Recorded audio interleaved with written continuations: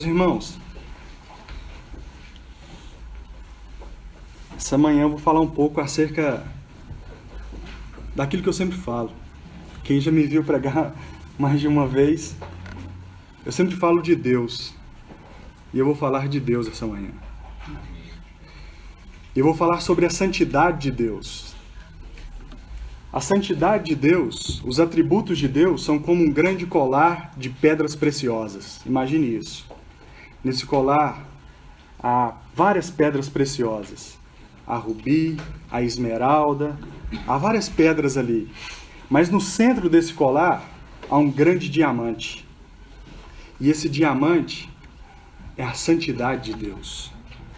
Deus é santo, santo, santo. Isaías capítulo 6, por favor.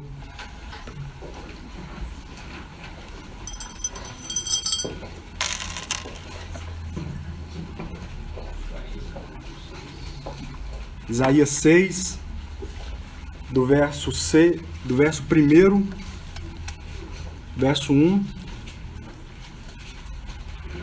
ao verso 8. 1 ao 8. Eu irei ler.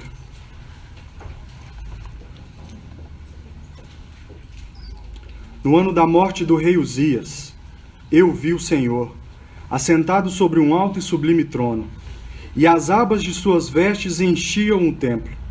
Serafins estavam por cima dele, cada um tinha 6 asas. Com 2 cobria o rosto, com 2 cobria os seus pés, e com 2 voava. E clamavam uns para os outros, dizendo: Santo, Santo, Santo é o Senhor dos exércitos. Toda a terra está cheia da sua glória. As bases do limiar se moveram, a voz do que clamava, e a casa se encheu de fumaça. Então disse eu: ai de mim, estou perdido, porque sou homem de lábios impuros, habito no meio de um povo de impuros lábios, e os meus olhos viram o Rei, o Senhor dos exércitos. Então um dos serafins voou para mim, trazendo na mão uma brasa viva que tirara do altar com uma tenaz. Com a brasa tocou a minha boca e disse: eis que ela tocou os teus lábios, e a tua iniquidade foi tirada, e perdoado o teu pecado. Depois disto ouvi a voz do Senhor que dizia: a quem enviarei? E quem há de ir por nós? Disse eu: eis-me aqui, envia-me a mim. Vamos orar? Pai,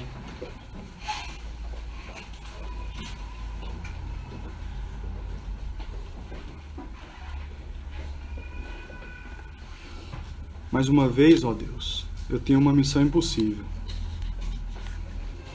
A missão de expor a Tua palavra. Ó Deus, o Senhor conhece o quanto eu sou fraco. O Senhor conhece o quanto eu sou mau. O quanto eu sou indigno, ó Deus, de estar aqui. Ó Deus, mas em Cristo, ó Deus, eu ouso me colocar diante do Senhor e diante dos homens. E rogo, ó Deus, que o Senhor derrame graça abundante sobre nós nessa manhã. Graça sobre graça. Há uma grande necessidade de graça essa manhã, ó Deus. Daquele que fala e daqueles que ouvem. Ó Deus, abra os nossos olhos para que possamos enxergar, ver as maravilhas da Tua lei. Dá Teu Espírito para nós, ó Deus, e que Teu Espírito seja o nosso professor essa manhã. E que só saia da minha boca a Tua palavra, Senhor, porque aquilo que é meu é morte, aquilo que é meu é vazio, aquilo que é meu é destruição, mas aquilo que vem do Senhor é vida. Ó Deus, nós não precisamos de homens para o vento com eloquência, para o vento com um intelecto brilhante. Nós precisamos da Tua palavra, nós precisamos do poder do Senhor, nós precisamos da presença do Senhor. Ó Deus, pode algo maravilhoso acontecer essa manhã nesse lugar? Tu sabes, Senhor. Tu sabes. Que a minha face seja oculta. Que a minha face seja ocultada, que o meu nome não seja lembrado. Mas que a face do teu Filho seja revelada. E que o teu nome seja adorado. Em nome do Senhor Jesus. Amém. Meus irmãos, toda a frieza da igreja é causada pela falta de conhecimento de quem Deus é. Se tem uma acusação que é inexorável hoje acerca da igreja contemporânea, é o seguinte: a igreja não conhece a Deus. Ela não conhece a Deus. Ela imaginou um Deus que não veio deste livro e criou, através da sua imaginação, um falso Deus, um falso Jeová, não o Senhor Jeová. No contexto de Isaías, o problema de Isaías, até o capítulo 6, do povo, principalmente, era idolatria. O povo não conhecia a Deus. O profeta começa o seu livro dizendo: o boi conhece o seu dono, a jumenta conhece o seu possuidor, mas Israel, o meu povo, não me conhece. E sabe como que eu sei disso? Se você continuar a ler o verso 9 e o verso 10 em diante do capítulo 6, esse povo é um povo idólatra. O Salmo 115 diz que aqueles que adoram falsos deuses, aqueles que adoram ídolos, se tornam como seus falsos deuses. Toda frieza espiritual é causada pela idolatria. Eles têm pés, mas não andam. Eles têm mãos, mas não apalpam. Eles têm olhos, mas não podem ver.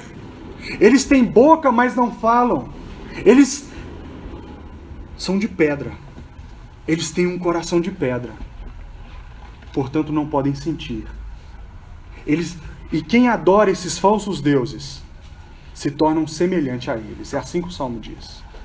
E o profeta é chamado no capítulo 6 para pregar para um povo que tem olhos, mas não pode ver, que tem boca, mas não pode falar, que tem ouvidos, mas não pode ouvir. O que Deus está dizendo para Isaías é o seguinte: Isaías, você vai, mas ninguém vai te ouvir, porque eles são insensíveis, eles não me conhecem. Oséias capítulo 4, versículo 6, também nos faz uma acusação. O meu povo é destruído por falta de conhecimento. O meu povo não sabe quem eu sou. E é sobre isso que nós vamos falar. Os homens hoje que se incumbem de pregar este livro, têm feito várias coisas, menos pregar esse livro. Eles têm pegado as coisas vis e tornado essas coisas gloriosas. Grande prosperidade, grande saúde, grande fé. Não. Quando eu chego numa igreja, eu não quero ouvir sobre saúde, sobre prosperidade. Eu não quero ouvir como ter o meu melhor casamento nessa terra. Eu não quero ouvir como ter uma vida feliz. Fale-me sobre Deus. Fale-me sobre a Trindade. Fale-me sobre as glórias de Cristo. Fale-me sobre a cruz. É isso que é o poder de Deus. E é isso que nós vamos falar essa manhã. Isaías capítulo 6, verso 1, olhem para o texto. No ano da morte do rei Uzias, eu vi o Senhor assentado sobre um alto e sublime trono, e as abas de suas vestes enchiam o templo. Uzias foi o 12º rei de Israel. Ele começou a reinar com 16 anos. E ele reinou 52 anos naquela nação. Meio século, Uzias foi rei de Israel. E Uzias foi um bom rei.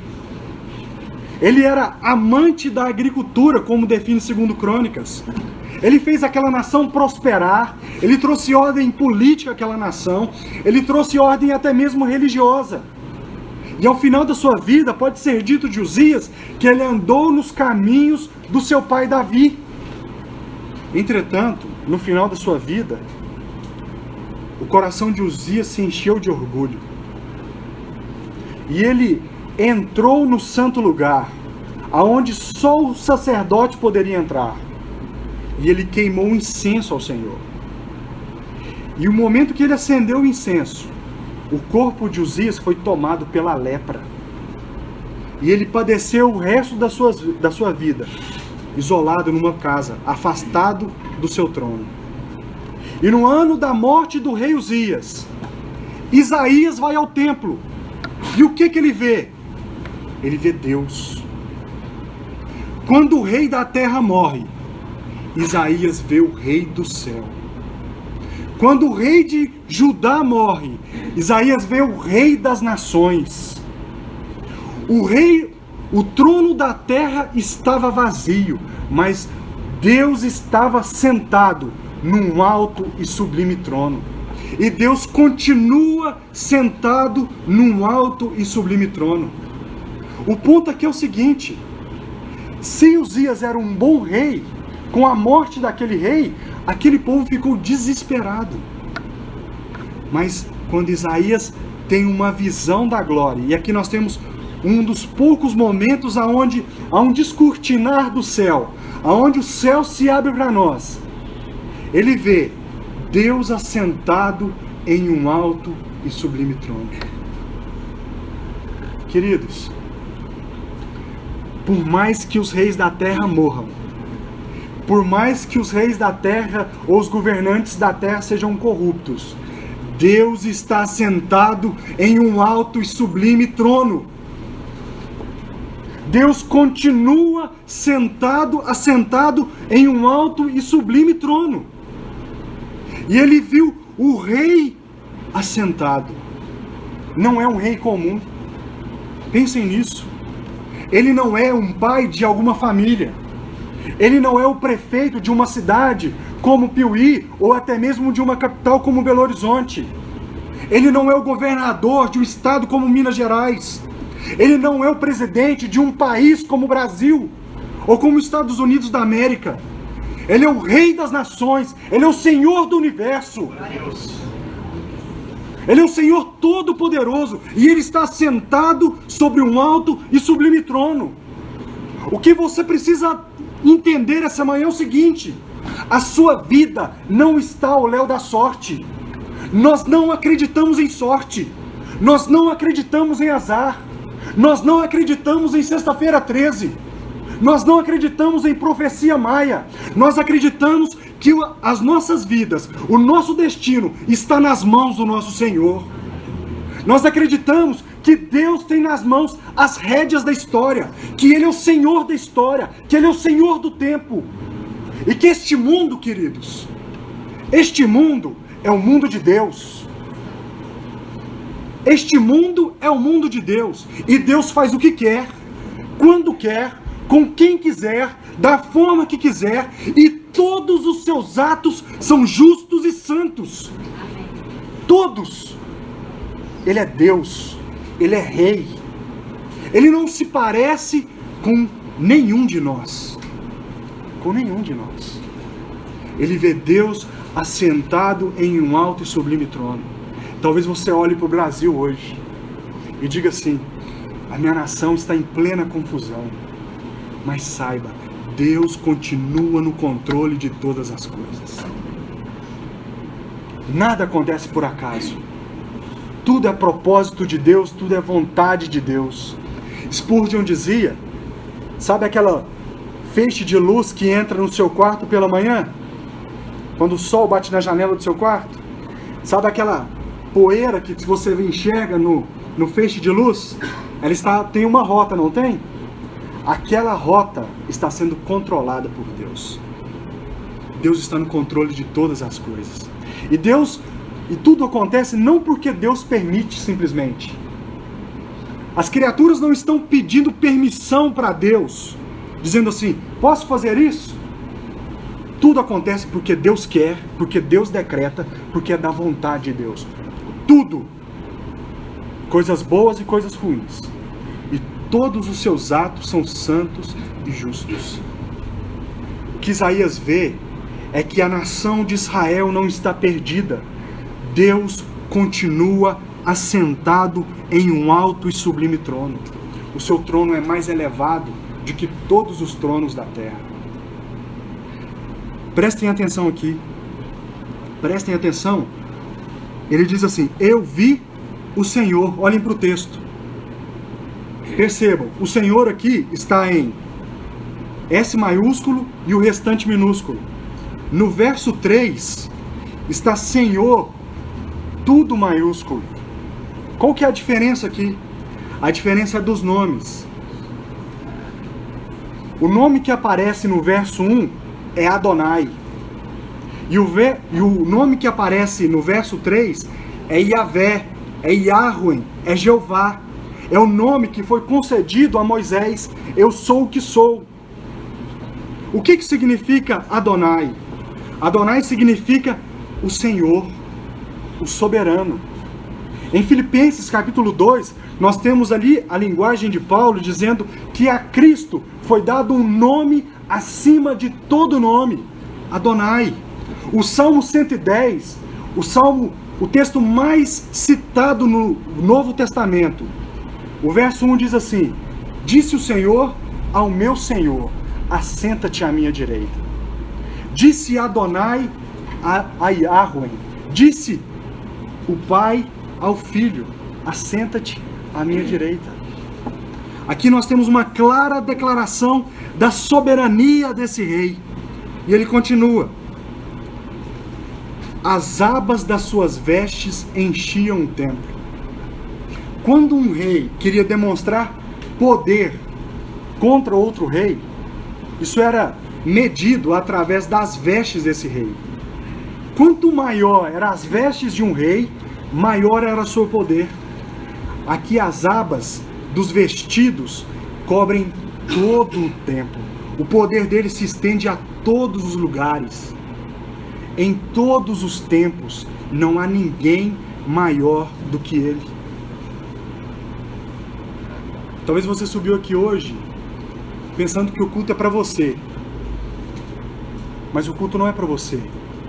O culto é para Deus. Talvez você esteja dizendo que agora, nossa, o culto está tão ruim, o pastor não está aqui, esse pregador meia boca aqui. Querido, o culto não é para você, o culto é para Deus. Não é, você não tem que aferir o culto. O culto é para Deus. Ele é o Senhor da história. Ele é o Rei dos tempos. É a mesma coisa que João viu em Apocalipse, capítulo 4. Ele viu o Senhor assentado em um alto e sublime trono. E o texto continua: serafins estavam por cima dele, cada um tinha 6 asas, com 2 cobriam o rosto, com 2 cobriam seus pés, e com 2 voavam. A única vez que aparece a palavra serafim na Escritura é aqui nesse texto. E nós não devemos confundir serafins com querubins. Se a Escritura faz distinção, nós também fazemos. Serafim significa ser flamejante, ou ser pegando fogo. E eles clamavam uns aos outros, estavam por cima dele. Eles estavam por cima do trono. Com 2 asas cobriam o seu rosto, com 2 asas cobriam os seus pés, e com 2 asas voavam. Esses seres flamejantes, que estão pegando fogo diante de Deus, eles têm 6 asas. Com 2 eles cobrem o rosto, com 2 eles cobrem os pés, com 2 eles voam. Perceba, nós devemos ser como esses serafins. Nós devemos ser pessoas pegando fogo diante da presença de Deus. Não há apatia diante da presença de Deus. Não há mornidão diante da presença de Deus. Jesus vomitará todo aquele que está morno diante dele. Nós devemos ser como esses serafins. E esses serafins têm 2 asas. Com 2 eles cobrem o rosto. Por que isso, Robson? Porque ninguém pode olhar para Deus e permanecer vivo. Ninguém pode contemplar a Deus e permanecer vivo. Até mesmo essas criaturas que foram criadas para estar diante do trono de Deus não podem suportar a glória de Deus. Se qualquer uma dessas criaturas aparecesse aqui agora, todos nós ficaríamos cegos diante de tanta beleza. Quando Deus cria de acordo com o ambiente. Por exemplo, Deus criou pássaros com asas para que pudessem voar. Deus criou peixes com guelras para que pudessem respirar no fundo do mar, debaixo das águas. E Deus criou esses seres com 6 asas para estar diante deles. Com 2, eles cobrem o rosto. Ninguém pode olhar para Deus. Ninguém pode suportar totalmente a presença de Deus. Lembram-se de Moisés? Senhor, se tenho achado graça aos teus olhos, mostra-me a tua glória. Mostra-me quem tu és. E Deus passou diante de Moisés, não face a face. Mas Deus, a linguagem é essa. Moisés viu Deus pelas costas. Às vezes nós ouvimos das pessoas, eu vi Deus, eu tive uma experiência com Deus, eu tive uma visão com Deus. Ninguém pode olhar para Deus. Percebam quando João, em Apocalipse capítulo 1, diz que viu aquele que tem os cabelos brancos como a neve, os seus olhos como chamas de fogo, os seus pés reluzentes como bronze polido, as suas vestes talares. O que João fez? Ele caiu como morto. Ninguém pode estar diante da presença de Deus e suportar a glória de Deus. Mas esses seres também têm mais outras 2 asas. E com 2 eles cobrem os pés. Aqui também a linguagem se refere a Moisés. Lembram-se de Moisés, na experiência da sarça ardente? Tira a sandália dos teus pés, Moisés, porque a terra em que tu estás é terra santa. Até mesmo esses seres que não têm pecado não podem mostrar o seu caminhar diante de Deus. Nós não podemos chegar diante de Deus da mesma forma. Nós só podemos nos aproximar de Deus não pelas nossas boas obras, não pela nossa religiosidade, mas por Cristo. Somente por Cristo e em Cristo nós chegamos diante da presença de Deus. E esses seres têm mais 2 asas. E com essas 2 asas, eles estão voando. E a figura aqui é de um beija-flor. Já percebeu que o beija-flor, quando voa, ele voa no mesmo lugar? Eles estão ali no mesmo lugar. Eles estão, o que significa isso? Eles estão prontos para servir. Eles estão prontos para ouvir a voz do Altíssimo e obedecer às suas ordens. Você é como esses serafins. Você está pronto para servir. Você reconhece a sua infinitude. Você reconhece o seu caminhar. Você está diante do trono de Deus, só esperando uma ordem e dizendo: eis-me aqui. Você é como um desses serafins pegando fogo diante da presença de Deus, pronto para servir. Eles têm 6 asas. Percebam a prioridade. 4 asas são para adoração. 2 asas são para o serviço. Você precisa entender isso. E o texto continua. E eles clamavam uns para os outros, dizendo, clamavam uns aos outros, dizendo: Santo, Santo, Santo é o Senhor dos exércitos. Toda a terra está cheia da sua glória. O que é santidade? O que é santidade de Deus? O que significa Deus ser santo? Quando nós pensamos em santidade, nós pensamos em moralidade, nós pensamos em justiça, nós pensamos em retidão. E a palavra santidade aqui reflete todo o caráter de Deus. Um velho puritano disse o seguinte: santidade não é um atributo divino. Santidade é o atributo divino. O único atributo elevado ao terceiro grau de repetição é a santidade. O único atributo elevado ao superlativo é a santidade. Deus não é amor, amor, amor. Deus não é misericórdia, misericórdia, misericórdia. Deus não é bondade, bondade, bondade. Mas Deus é santo, santo, santo. O amor de Deus é santo. A ira de Deus é santa. A justiça de Deus é santa. Todo ser de Deus é santo. Santidade não é um atributo divino. Santidade é o atributo divino.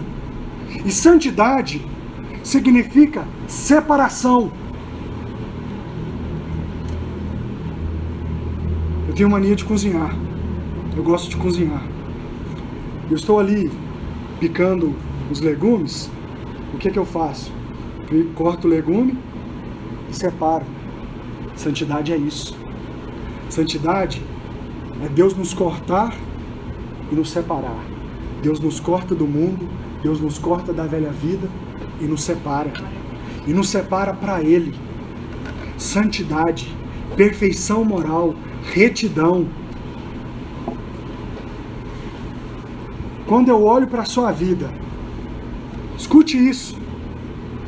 Preste atenção.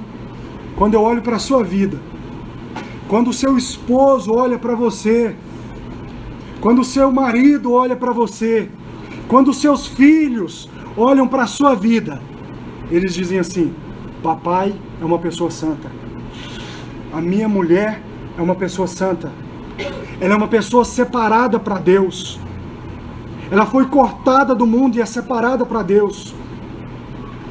Quando alguém abre o seu Twitter, ou abre o seu Facebook, o que ele vê? Ele vê santidade? Ou ele vê imoralidade? O que ele vê? O que ele vê? Ele vê mundanismo, humanismo secular? Ou ele vê a glória de Deus sendo resplandecida? Quantas pessoas no seu local de trabalho, seus amigos, seus colegas, eles olham para você e dizem assim: você se parece com aquele que veio de Nazaré. Você fala como ele, você se veste como ele, você se comporta como ele, você ama como ele amou. As pessoas dizem isso de nós. Ou nós parecemos demais com o mundo, ou nós realmente fomos salvos e agora estamos sendo santificados. Por que você se santifica? Para ser salvo? Você se santifica porque um dia você foi salvo.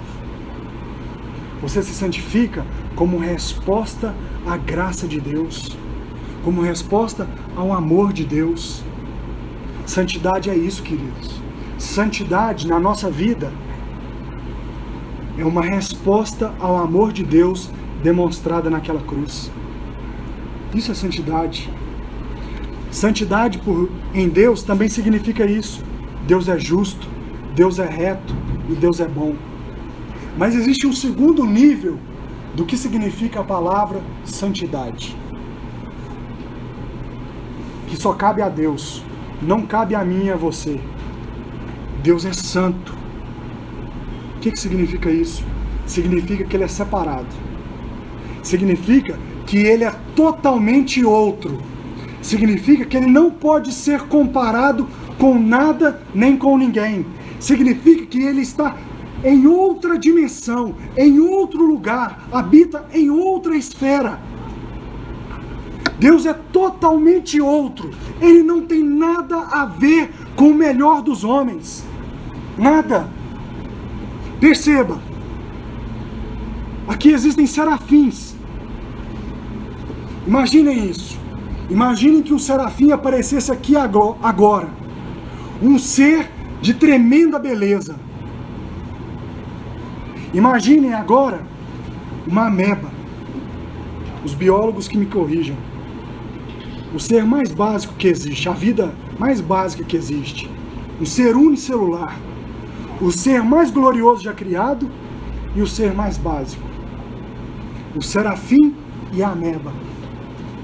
Qual deles se parecem mais com Deus?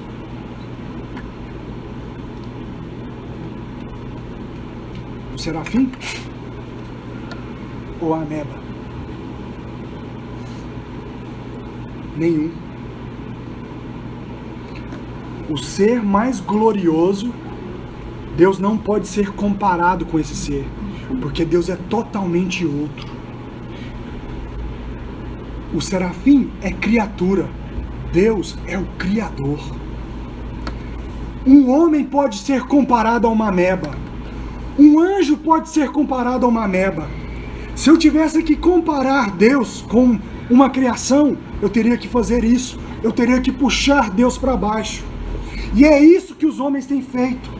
Os homens têm puxado Deus para baixo. Eles têm puxado a revelação de Deus para baixo e têm construído um Deus à sua própria imagem.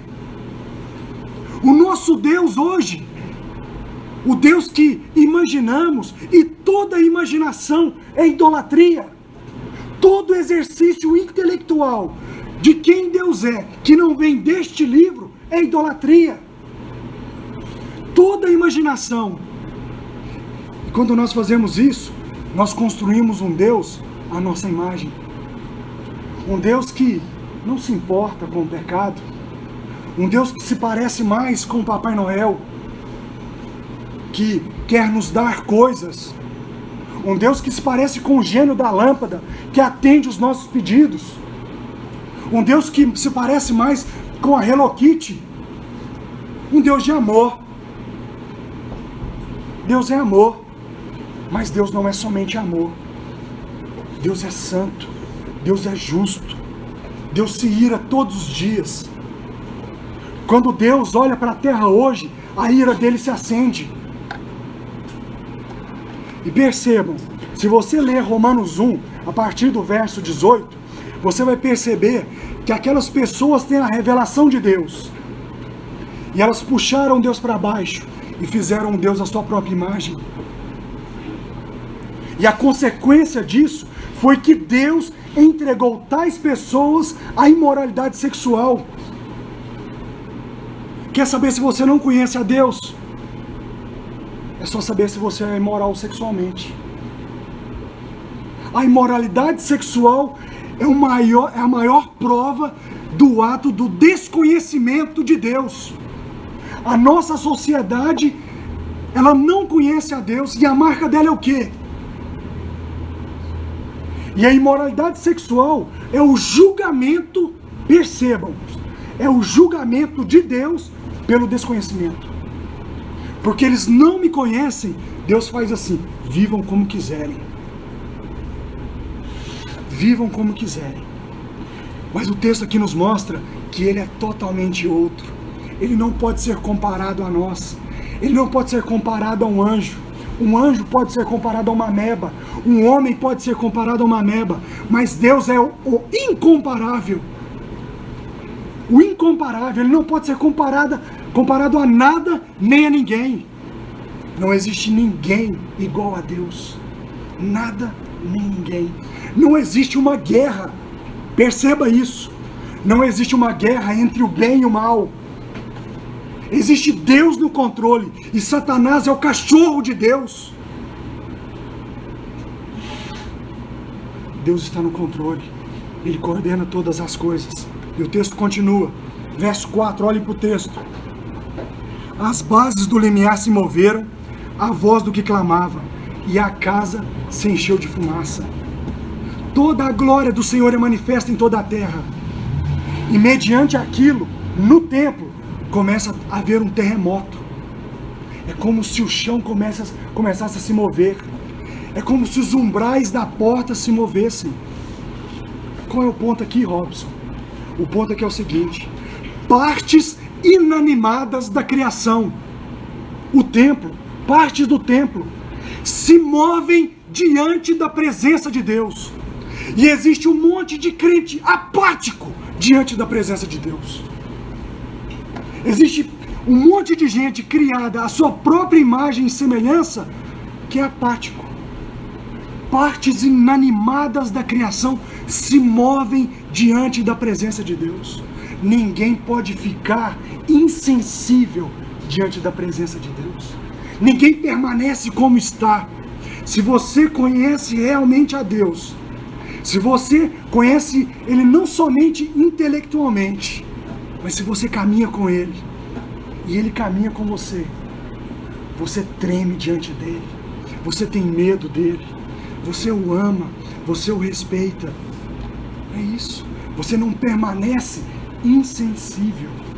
Insensibilidade. Insensibilidade é uma prova da idolatria. Eles têm olhos, mas não podem ver.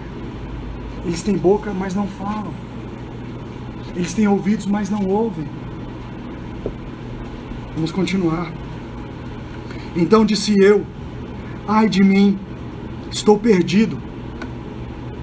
Ai de mim, estou perdido, porque sou um homem de lábios impuros, habito no meio de um povo de impuros lábios, e os meus olhos viram o Rei, o Senhor dos exércitos. Então disse eu quem? Isaías, o melhor dos homens. Quem conhece um pouco a história de Isaías, sabe que ele talvez seja o melhor de todos os profetas. Ele inicia na nossa Bíblia aquilo que chamamos de profeta maior.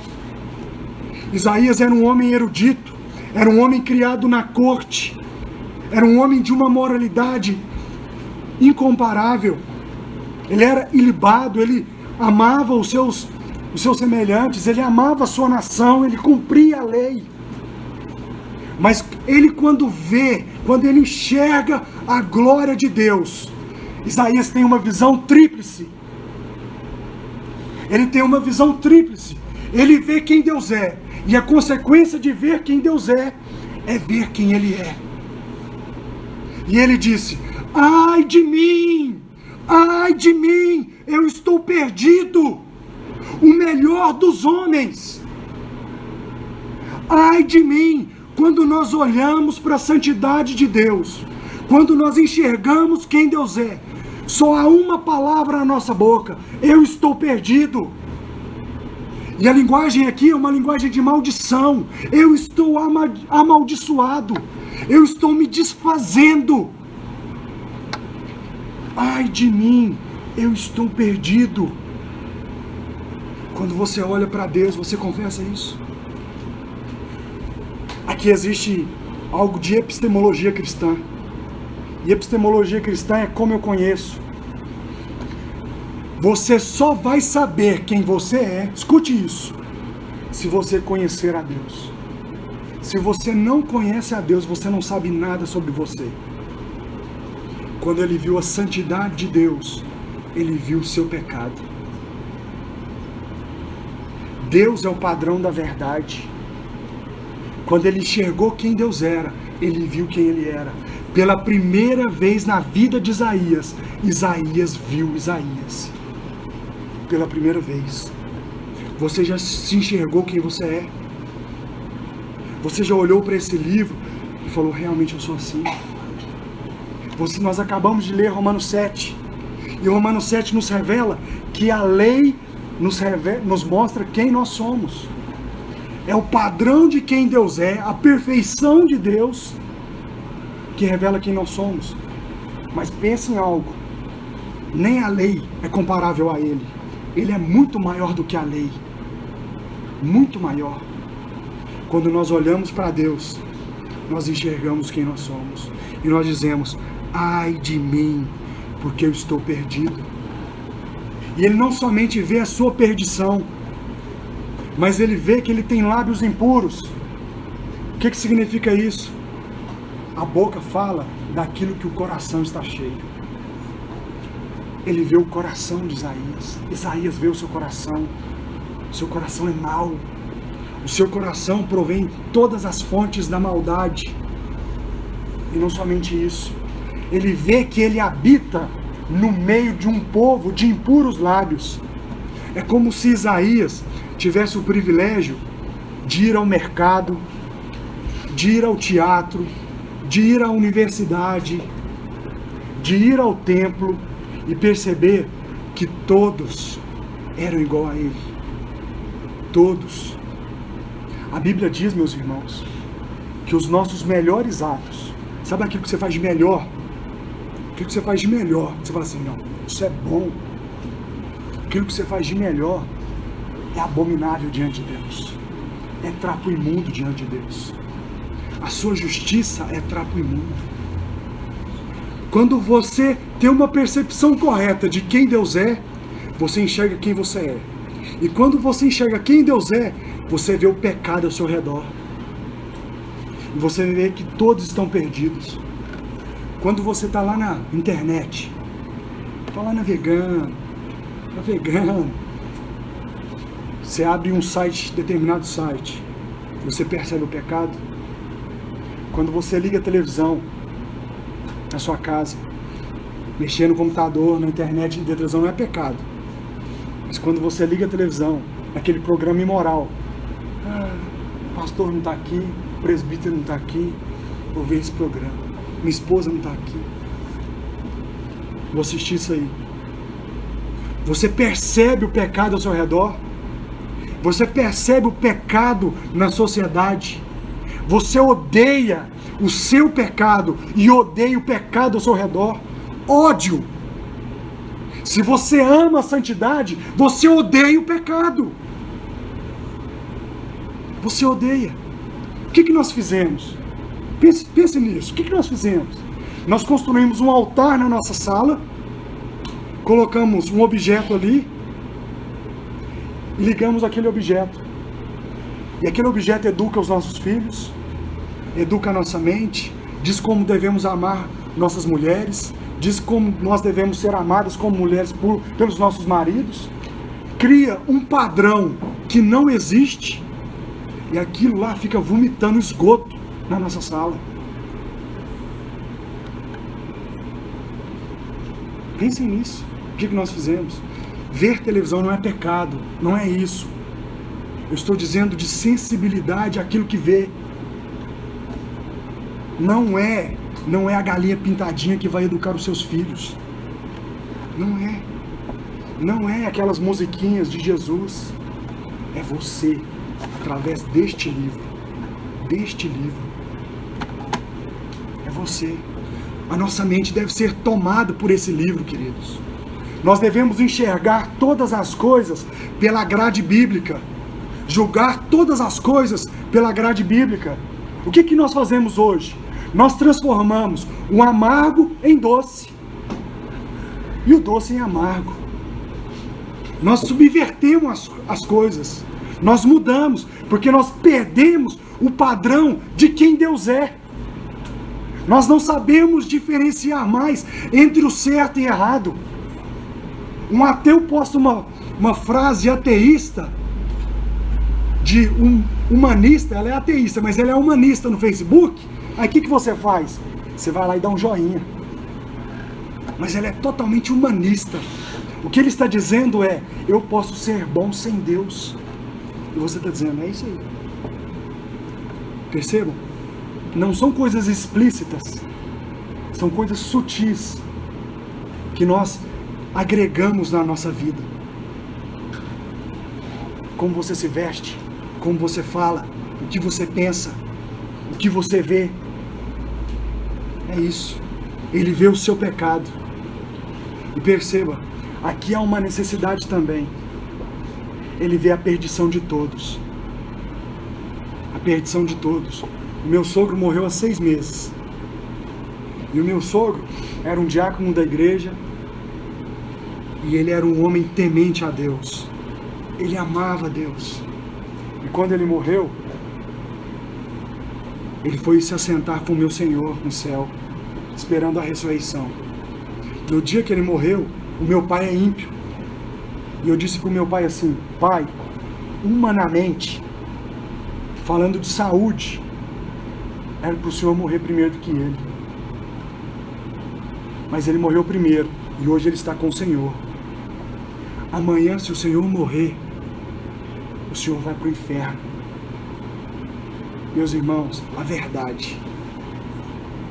A verdade é a maior demonstração de amor.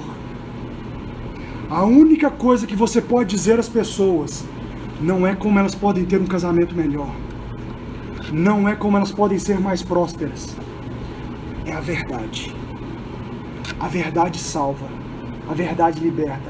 O maior ato de amor é dizer a verdade, mesmo que isso custe que as pessoas te odeiem. Mesmo que isso custe que as pessoas te odeiem. Nós não vivemos pelo temor dos homens. Nós vivemos pelo temor de Deus. Perceba, e o texto continua. Então um dos serafins voou para mim, trazendo na mão uma brasa viva, que tirara do altar com uma tenaz. Verso 7 também.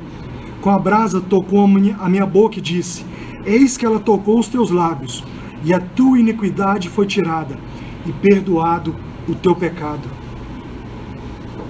Quando Deus revela quem Ele é, quando Deus revela a sua santidade, Ele não faz isso. Escutem isso.